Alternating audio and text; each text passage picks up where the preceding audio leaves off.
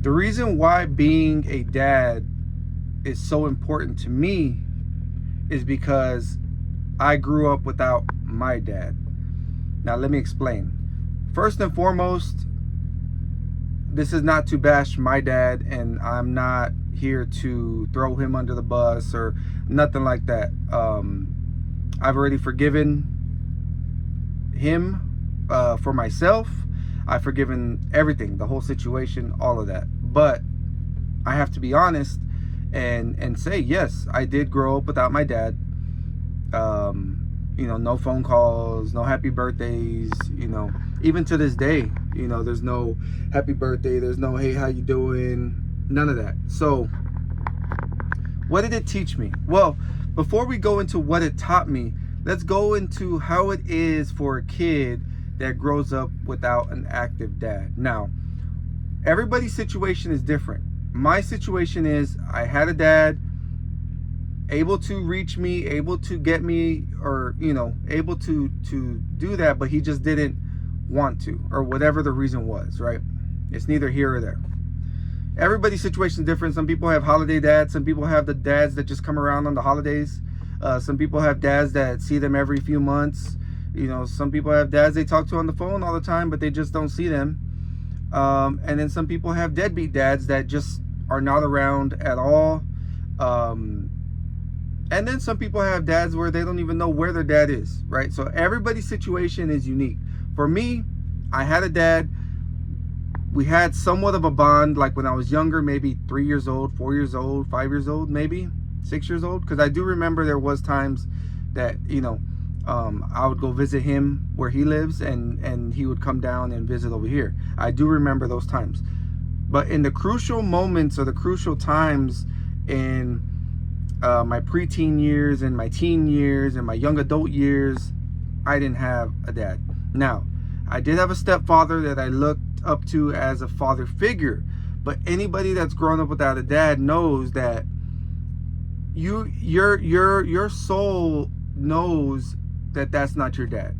Your biology, everything in you knows that's not your dad. So no matter how good a stepfather is, you can't replace the feeling of knowing that that's your dad, right? So even with my stepson, or I've had stepkids in the past, I don't ever tell them to call me dad, or even if they have a dad that's not active, I do my best, and I love them like they're my own, but they're never gonna look at me like that. That's never gonna make any type of pain go away, no matter how good you are as a step parent, because everybody wants their real parent. And something in you, when you have a dad that's not around, something in you is just kicking at you like, why don't they want me? Why don't they love me? This is supposed to be my dad, right?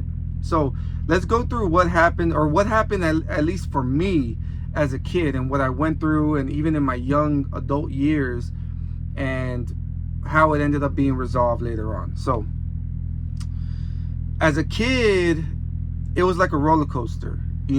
I at some point I didn't even want my last name.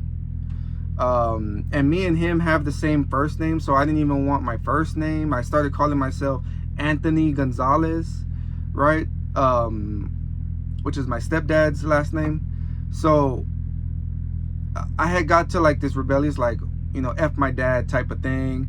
But then there was times where, you watch a movie or you hear a song or whatever, and you can relate to what's going on when, you're growing up without that father, in your life. Like for me, there was movies, especially Disney movies did this a lot back then. There was a movie, Angels in the Outfield, and I can't show clips because I'll get flagged, obviously. But basically, if you've seen Angels in the Outfield, it's about a kid that his dad's on a bike, and he's a deadbeat, and he is basically going to give up his rights to his kid. Now his kid, his son Roger, asked his dad, Dad, when are we going to be a family again? Because his mom had died, right? Roger was in a foster home. His dad came to visit him and is basically telling him, like, I'm going to head out. I'm going to sign, like, pretty much I'm going to sign my rights over, but Roger doesn't understand. Now, long story short, Roger says, hey, when can we be a family again?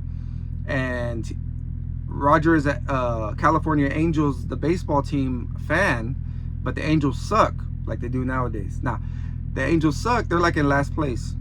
So he goes, when are we going to be a family again? And his dad goes, the way I see it, when the Angels win the pennant. So pretty much the dad is saying, like, never. You know what I'm saying? So that night, Roger goes into, you know, when he lays down to bed, he looks at the stars and he's like, God, if there is a God,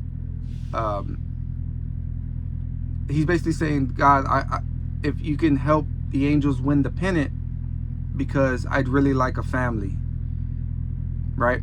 So what happens is angels start coming down, and angels help the angels start winning games, right?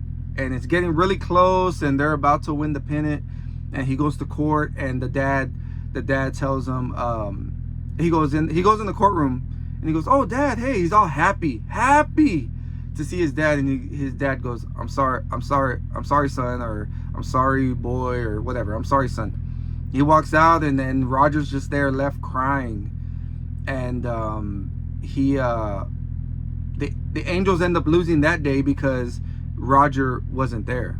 So then the coach and his best friend come over, and they're trying to talk to Roger, and Roger's pissed off, and nothing matters in the world. The kid can see angels. His team is winning, but he doesn't care because his dad just walked out of his life. Now, that, not only did I relate to that movie a lot when I was a kid, but now that is kind of in a nutshell of when you have a dad that you know is right there and doesn't reach out to you or support you or check up on you or say I love you. That's exactly how things are. So no matter what you do in life, nothing replaces that until you can finally mature and forgive the person, so you can be good. So you can be good with your soul. You know what I'm saying? You know, I would turn to alcohol. I would turn to women. I would turn to being crazy. Comedy. I'm a comedian because of that lack of affection or that lack of love. You know, you look at all the comedians, Kevin Hart, like with his dad, like he was raised by his mom. I was raised by my mom. My mom did all she could, right? But moms can't raise men. It takes a man to raise a man. It takes a man in the family to provide structure in the family for girls too. You know, you can't have one or the other, because you need a mom too. You need a mom that's nurturing, a mom that cares and loves you. You need a dad that's going to come home and be like, hey, what did I tell you? Get here, do this, do that. You need that in your life. It's important. And so, long story short, why I go so hard for my daughters is I never want a kid to feel the way I felt throughout my life.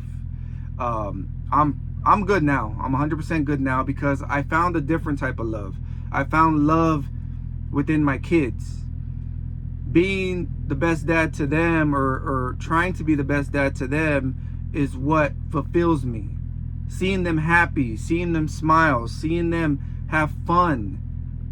So I may not have gotten the dad I wanted, but I'm giving them the dad I wanted. You know what I'm saying? Like road trips and spending the night places and random stuff. Going to their events, making 99% of their events, cheering them on, saying I'm proud of you, I love you. All the things that I didn't have, I am that now. So I know people that grew up without a dad or had a deadbeat dad that end up being like their dad. They end up being deadbeats themselves. I know a lot of people like that. So it's one of two things. You can either become your dad or your parent. You could become your parent, or you could say, I never want to be like that. I'm going to be like this. So I want my kids to always know that they have a loving, caring dad that's always going to be by their side, always going to be there for them, and we're going to have some fun. And if you look at my kids when they're with me and my wife, or you just see my kids out and about, they're smiling, they're laughing, they're having fun. It's important. So I guess that's my number one reason is I know what it feels like to not have that, and I never want my kids to feel that way. I never want them to go through life questioning and wondering, why doesn't my dad love me or want me, stuff like that. And like I said, this has nothing to do with my dad. Yes, I'm putting business out there, but if you've known me forever, you knew I've grown up without my dad. Whatever his reason is, it is what it is. Like I can't, you can't force someone to be a parent, because if you do, you might regret it. You might regret it. Sometimes some people, it's better if they're not in your life. So what I did is I started looking up to my uncles, my aunts, my mom, my aunt Lisa, because you can find love. There's people that love you. There's people that care for you. It may not be the person that you want to love you, but there is people that love and care for you. And that's what I want for my kids. That's what I want for my stepson. So, anyways, it's a long vlog today. I just wanted to get that off my chest. I love y'all. And to all the dads out there, if you're not seeing your kid for whatever reason, I don't want to hear that the woman is a bitch. I don't want to hear that it's too late. Make the change. Make the change. Go see your kid. Get your kid. I paid $8,000 to get my kids back. When they were being held from me, I fought for them. I will always fight for them. I will never give up on them. I don't accept no excuse of why you're not being a good dad. I just don't. Kids need you. The kids need their mom, they need their dad. But they need good moms and dads. They don't need a dad that's going to be abusive or be on drugs or whatever. They need a good role model dad. And if you know you can't be that, then stay out the picture. You're good. Same thing for the mom. They need good parents. Not perfect parents, good parents that strive to be good. Anyways, that's going to do it for today's vlog. I love y'all. See y'all in the next one. Lift off.